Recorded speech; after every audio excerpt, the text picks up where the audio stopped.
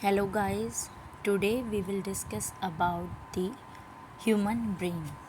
The human brain is a chief coordinating center in the body. It is located inside the skull of our body called cranium. The brain is surrounded by three membranes called meninges which help to protect the brain. Brain is about 2% of our body weight and uses about 20% of our body energy. The space between the meninges is filled with a CSF, cerebrospinal fluid, to protect the brain from mechanical shocks.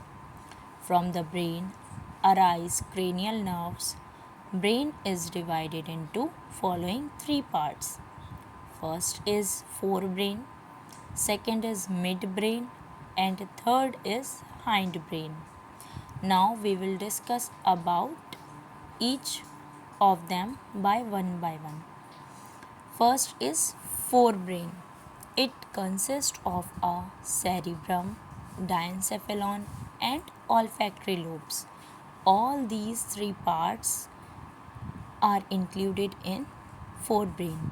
So first we will discuss about the first part of the forebrain, that is cerebrum.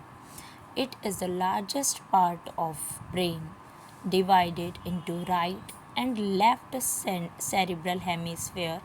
The wall of cerebrum has outer region cortex which contains cell bodies of neurons. Since it is grey in color, it is also known as grey matter. It is highly convoluted with ridges and grooves. So, we can say that the number of convolution or grey matter is associated with the degree of intelligence. The inner region is white matter composed of axon of neurons. Cerebrum is the seat of consciousness, thinking, memory, reasoning, perception, and stimulus interpretation. So, all the voluntary actions of the body are coordinated by cerebrum. Cerebrum is the storehouse of past experiences and can be recalled during dreams or when hypnotized. Now we will discuss about the second part of the forebrain, that is diencephalon. It is distinguishable into two parts. First is thalamus and hypothalamus. So thalamus and hypothalamus are included in diencephalon. Thalamus is concerned with the relaying the sensory impulses except smell and smooth muscles activity. Diencephalon is the center of certain emotion like anger, hunger, sleep, blood pressure, and water balance. The third one is olfactory lobes. They relay the sensory impulses for smell. Now we will discuss about the next part of the brain after the forebrain is midbrain. It connects the forebrain with hindbrain. It controls muscle toning and reflex movement of head, neck, and trunk in response to visual and auditory stimuli. It also controls the reflex movement of eye muscle, change in pupil size, and shape of the eye lens. The last part of the brain, that is hindbrain, it consists of cerebellum, pons, and medulla. So, the pons transmit impulses from one side or to another side together with medulla. It controls the breathing. So, what is the function of pons? To control the breathing. The cerebellum help in maintaining posture and balance of body by making precise and accurate movement.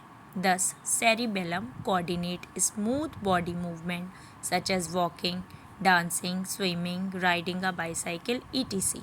Alcohol affects the cerebellum, hence a drunken person does not walk straight. So, it is the lowest part of the brain. Now we will discuss about the third part of hindbrain, that is medulla. It is the lowest part of a brain. that various involuntary actions under the control of medulla, such as heartbeat, breathing, blood pressure, and peristaltic movement of alimentary canal, etc. It is also the controlling center of reflexes such as coughing, sneezing, etc. Now we will discuss about the functioning of brain. So, brain receive information from the nerve impulses from all the sensory organ of the body. So, another function of the brain correlate the various stimuli from different sense organs and produce the most appropriate and intelligent response. Brain coordinate the body activity so that the mechanism and the chemical reaction of the body work. Brain store information. It is the most important function of the brain so that the behavior can modify according to the past experiences. This function make the brain the organ of thought and intelligence. Thank you.